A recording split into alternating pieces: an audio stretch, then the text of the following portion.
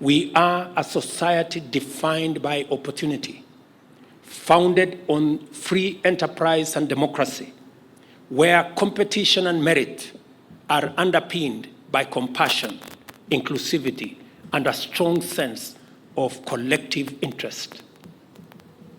Public policy must therefore respect, uphold, and promote this fundamental character, enhancing our aspirations by ensuring that everyone, and I repeat, everyone must be seen and heard, and that no one, and I repeat again, no one is left behind. For us to remain a viable nation-building project, every Kenyan must be represented at the decision-making table. The public interest is safeguarded by our constitutional dispensation, providing for the implementation of state policy for the benefit of all citizens, not some citizens. This includes the implementation of social and economic rights, a progressive economy creating jobs and wealth, fighting corruption, controlling wastage, supporting public institutions, and protecting freedom and the rule of law. This perspective radically increases the number of possible winners and dramatically diminishes likely losers. Yet, every new way of doing things can threaten the privileges of a dominant minority and alienate the beneficiaries of an unjust system. Whenever this happens, ladies and gentlemen, their associates can attempt to hijack national institutions, turning them into anti-people weapons for a select privileged few and saboteurs of inclusive transformation for the majority. We are, unfortunately, at such a moment in our national history. The question is, how do we proceed from this point? The people of Kenya have made great sacrifices to immensely facilitate us, their leaders, and all public servants, for us to do the very best that we can in making this country work for everyone, and in making sure that our institutions protect and increase opportunities for wealth and employment for all. The people of Kenya have also invested in providing us, their leaders, in all arms of government with generous welfare and other benefits, including medical and housing benefits that they can only dream of, in the expectation that we shall in turn safeguard their opportunities to access either commensurate, if not similar, benefits. We must recognize, ladies and gentlemen, the extraordinary privilege that has been bestowed on us to serve this nation as members of the cabinet, the civil society, the security services, members of parliament, county governments, the judiciary, or in the commissions and independent offices. Accordingly, we are under solemn obligation to dedicate all our time, energy, and abilities to the advancement of the people's aspirations and the improvement of their well-being. In other words, the very best of our professional and moral and intellectual capabilities must be summoned in the service of the nation. And as trustees of the people, we are duty-bound to exercise public authority and deploy public resources to the best of our judgment and discretion with the public interest in our mind. Our understanding of public interest must be aligned with the imperative to enhance the social contract and be connected with the urgent need to increase opportunities and transform the landscape of possibilities. Let us therefore reflect very deeply about the ways in which we act and speak in the name of the Constitution. We must ensure that institutional independence does not mutate into impunity and avoidance of accountability. We must be cautious lest our professed pursuit of constitutionalism and obedience to the law turns into an empty ritual and hollow vanity for the majority of citizens. We must take abundant care that our aim to protecting or advancing the people's rights does not deny them legitimate opportunities or make a mockery of their struggles and their aspirations. Ladies and gentlemen, this is what happens when a public servant enjoying a house mortgage at 3% interest makes a decision to frustrate the housing program, robbing millions of young people employment prospects and denying millions of Kenyans the chance to own a home like them. This is also the case when a public officer who benefits from unlimited medical insurance invokes the law to derail the universal health care delivery, denying millions of vulnerable Kenyans a health cover, just like the one they have. It is also the case when a politician neglects the boundaries of democratic competition, that opposing policy, government policy for that matter, does not permit undermining the nation or sabotaging the national interest or the welfare of the people. In conclusion, the last general elections were a watershed moment for our nation.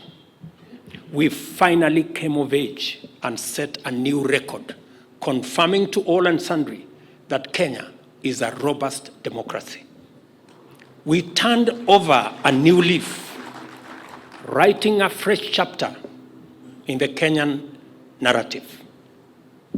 The era of ethnicity and ethnic political mobilization was well behind us. The anarchy of election violence was firmly relegated to the past. And more importantly, the people, not the system, had the final say. This new narrative of a new Kenya is what we have built upon for the past 1 year. Yet, as we celebrate all the achievements made so far, a number of our policies, programs, and other strategic interventions aimed at delivering necessary and urgent interventions of the bottom-up economic transformation agenda have been delayed, obstructed, and hampered by various challenges, including persistent litigation. There is nothing wrong with challenging policy and holding government to account. And in fact, the national interest is best safeguarded in an environment defined by the competition of progressive ideas, where a good proposal gives way to a better one. We all have a duty to make sure that the best ideas always prevail in enhancing the well-being of the people and making this nation prosperous and powerful. That is what our democracy exists to achieve. Having said this, you will agree with me that there is something fundamentally wrong with opposition without any viable alternative, whose only purpose is division, conflict, and anarchy. There is something wrong with litigation sponsored by hostage-taking vested interests with the sole aim to delay, derail, and sabotage the delivery of public programs and defeat public interest. Time and time again, Kenyans have clearly and manifestly demonstrated their devotion to pursuing opportunities for progress by voting for progressive policies, as they did in the last election. Kenyans are ready to propel their nation forward to greatness. What has held them back is a leadership invested in the status quo, which excludes the majority to benefit only a few. A politics comfortable with keeping millions in want and indignity to preserve the illegitimate privileges of a few, and a resultant institutional system in which the disenfranchisement of ordinary people is the yardstick of public policy. This should and must change. A new paradigm, my dear Kenyans, must be negotiated. There is an inevitable clash of ideologies at the moment that go beyond a mere conflict over choices. It extends to a disagreement between us as to who between the few who wield power in the executive, legislature, and in the judiciary, and everyone else without distinction, who are the legitimate targets and beneficiaries of public policy. We are at the moment of reflection that calls us to revisit the first principles of our civil and political understanding, reevaluate the terms of our social contract, and place Kenyans, the ones we sometimes call ordinary, at the center of all national discourse. We have equally made immense progress in promoting financial inclusion and dignity of Kenyans at the lower economic echelons.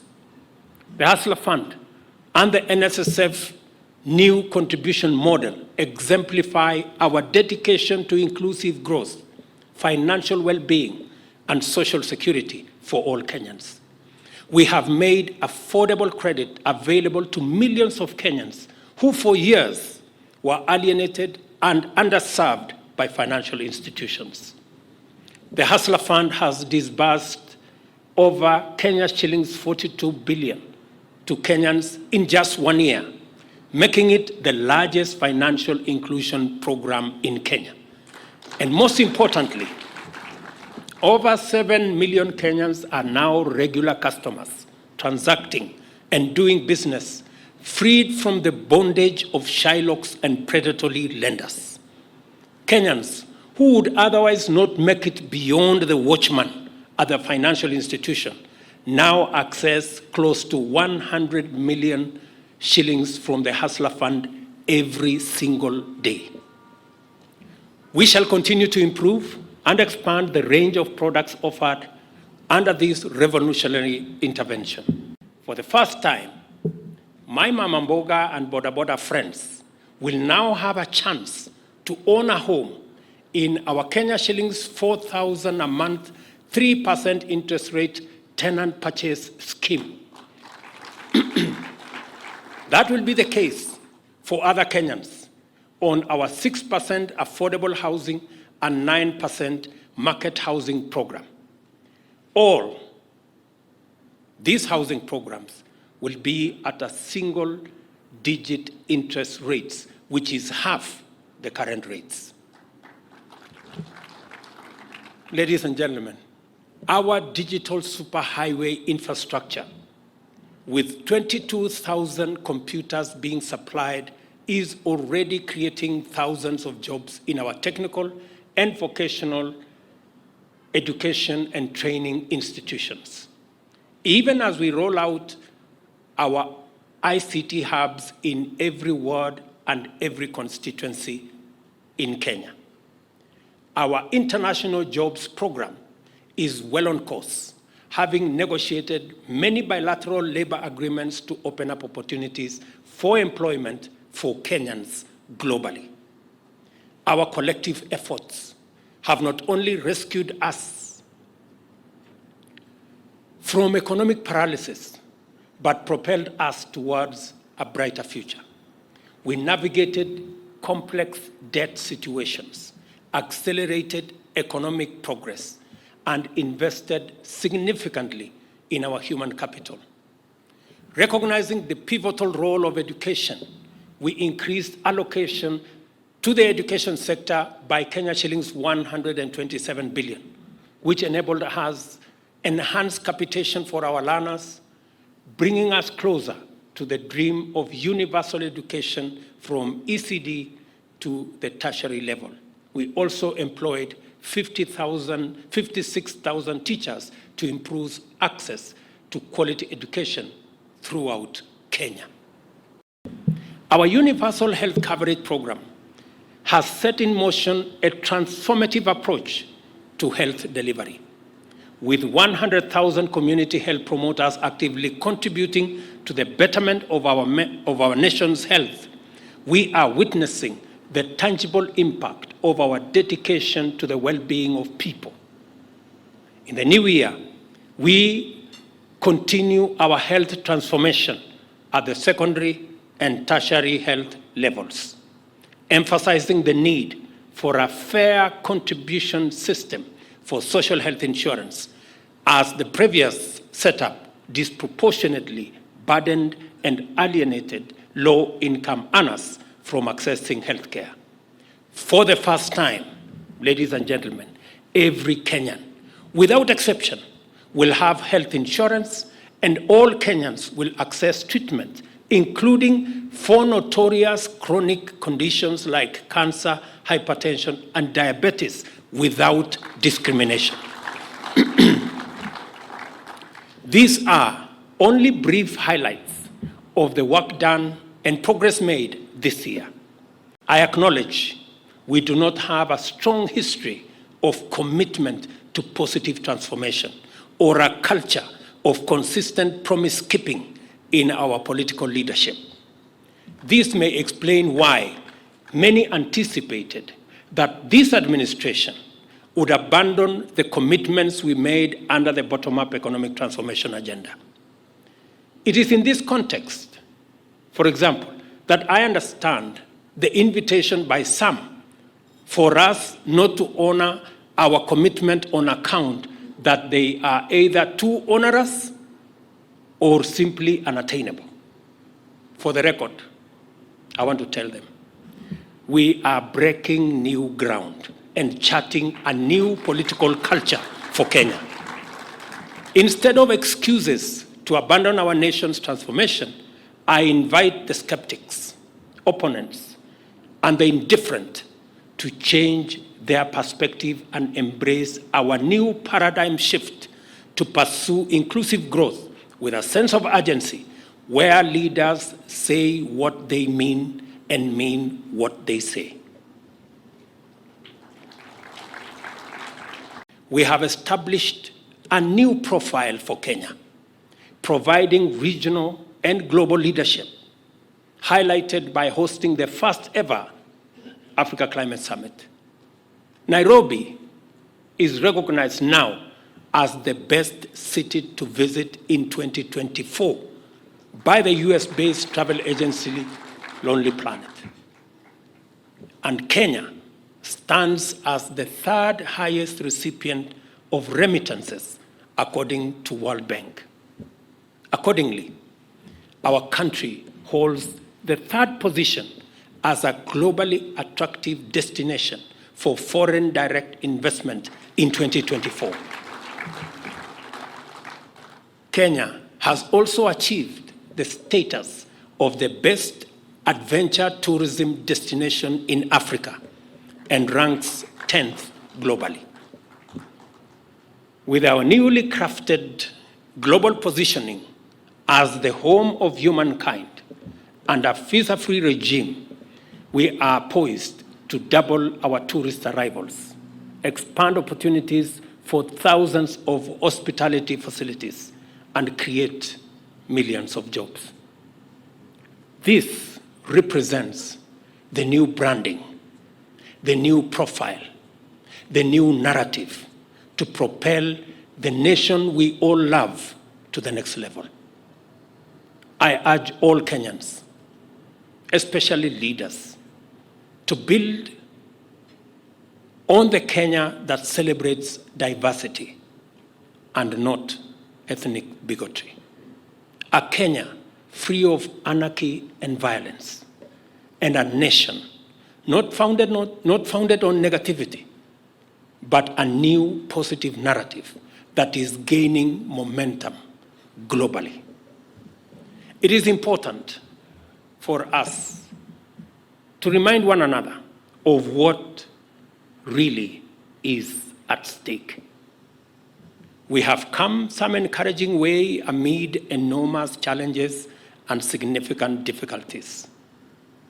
Our path will be easier, our journey will be faster, and our progress smoother if we all remember that the people of Kenya have interests that dictate our job descriptions and form the terms of our employment. Let us remember this always.